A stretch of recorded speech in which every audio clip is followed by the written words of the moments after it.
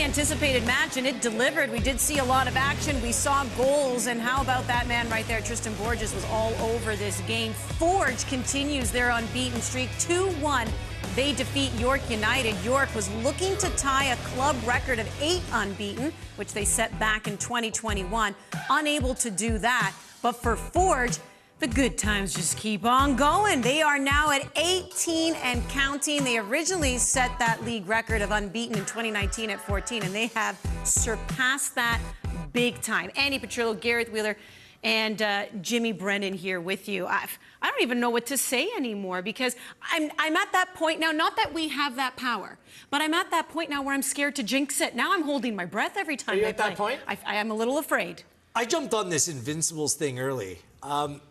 The Canadian Premier League is a league of parity, right, Jimmy? Like, coming in year number 1 as a manager, we weren't really sure who was going to be top, and how does it go? Anyone can beat anyone on any given day.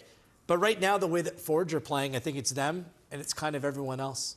And I say that understanding how good Atletico Ottawa are as well. This is an absolute juggernaut right now. Yeah. Do you ever think that this would happen this soon in the Canadian Premier League? A team going 18 games unbeaten, not having lost in 4 Canadian Championship games as well, including playing CF Montreal twice. What we're seeing right now is something completely new, and it's sheer dominance by Forge. It really is. I think the way that they're playing right now, with just the confidence and belief that they have, they're a fun side to watch. Yeah, and look, we talk about Atletico Ottawa, 2 different style of play. Yes. And Ottawa's very good to watch as well. But I think when you see Forge play and just they've got that swagger, don't they? And they just control games, they dominate games. A little bit in that first half, they lost away a little bit. The momentum went towards York, but then sure enough, they pick it back up. And then when you look at the players that were coming off the bench as well, Babuli, then you had Becker, then you had Wright coming off the bench. Yeah. It just gets stronger and stronger. So when you say, you know, would you think this team would be in an unbeaten streak right now? I would say yes, because I think if you look every year, the pieces that they put together, they just get stronger and stronger and stronger. And it was only a matter of time before they were going to go on a ridiculous run like this. Don't you kind of, like, you know, we watch this league, we watch them play every week. I still kind of feel like they're in cruise control. Like, this is relatively easy for them. They're not suffering to get across the line game to game. I actually think there's potentially room for improvement here, and maybe we haven't seen the best version of this Forge team yet. Well, that's what's crazy for me to think. Like, I want to see what happens when they're actually pushed. What it is you've got a bunch of guys that have been playing together for some time now. Yep. Right? So they understand each other, the way that they play, their characteristics, their movements, and it's all coming together. And so when you say they make it look easy, it is becoming easy for them because they're just on the same page, the same wavelength, and it is easy for them just because their movement, their balance, the way that they see things. Yeah. They're such a good side to watch. And do you know what's crazy is it's like they got a new player in the window in Tristan Borges, right? Because this is somebody who was dealing with injury. He opened up his scoring account last week, gets it done again, but the passing and his ability to set up play is still great, and he had himself a fantastic game. He missed 8 games through injury. He didn't score a goal this season. This is the MVP from last year, by the way. He didn't score his first goal until last week. And you saw him out there today. You're like, okay, Tristan Borges is back. What does that mean for the rest of the league? Like, the deep get deeper, because on his day, he can do things that few players can in the Canadian Premier League. The goal was great, just being able to read the space and the composure on the finish. Nothing was rushed. He understood that he had time and space. You know, great finish by Borges.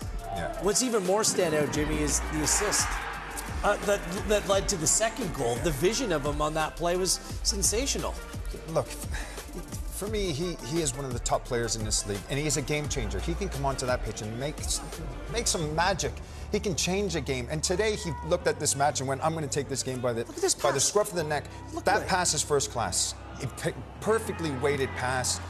Everything about him, even on his goal that he scored, he actually carries his momentum forward. Leon looks over his shoulder because Leon thinks he's coming into 6-yard block. He just checks, creates his own space, and finishes the ball in the back of the net. It was a penalty as well, so he should have had a penalty. So he's had assists, a goal. He was absolutely terrific all night tonight. Yeah, we did see that in that highlight pack. You see him getting tripped up. You think that should have been a penalty? 100%, that's a penalty. Your agreement? Okay. Well, why don't we take a look at something else, if it should have been a red or not a red, because this is Ampoma on Bateo. They get tangled up here.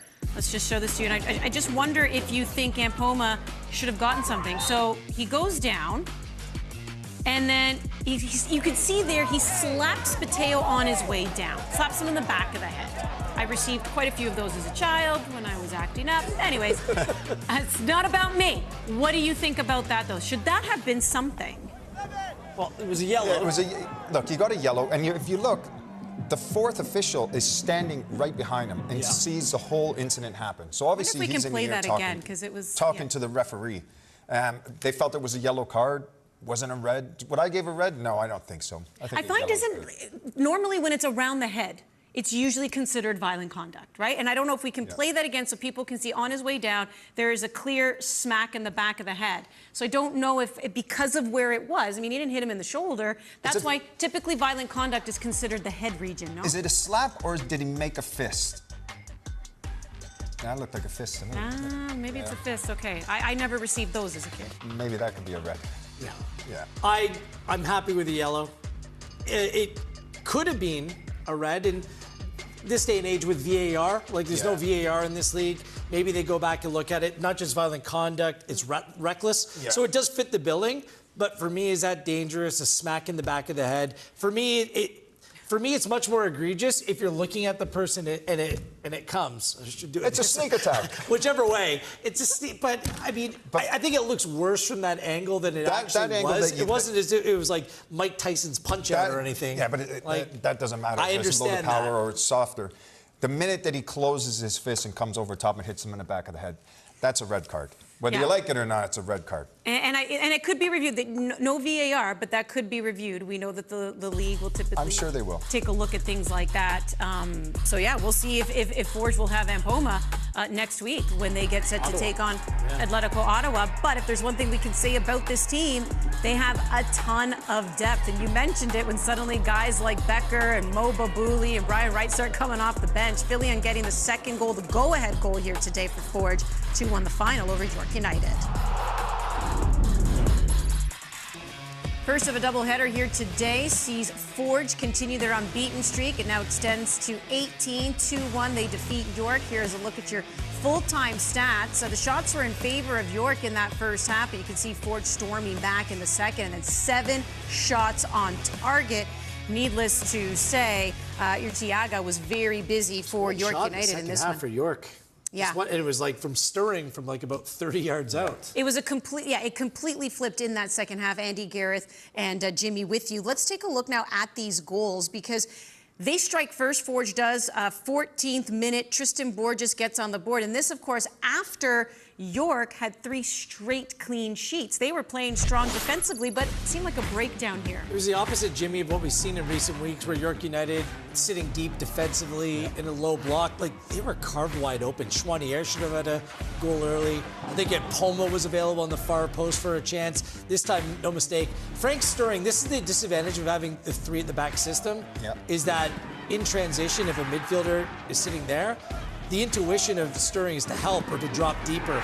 Instead, he's caught in no man's land and Borges is wide open. Yeah, for me, it's also Leon as well. Leon's tracking back, going after Fillion. There's no need because Poteo was there. Let him pick up Fillion.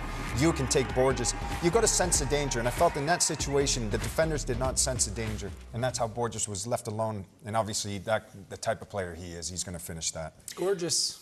And it's Borges. Before the first half came to an end, though, York does level things. Lopez getting his first start and gets his first goal. Looks pretty good here, too, as we take a look at York getting on the board. What did you think of this? It's a big call. Do you think it paid off playing Lopez over Atakubi today? Because Kimbato and Atakubi have had something good going on in them. Yeah, they have, but I think with Lopez, just the way he drifts around the park, he's so silky on the ball. You can even see here, he looks for a little 1-2, and just his awareness, you can see the defenders are dropping off. He sees the space, he's got terrific balance, and when he chops it from his left foot to the right foot, it opens up that shooting lane, and there was no way that he was going to miss from 12 yards out.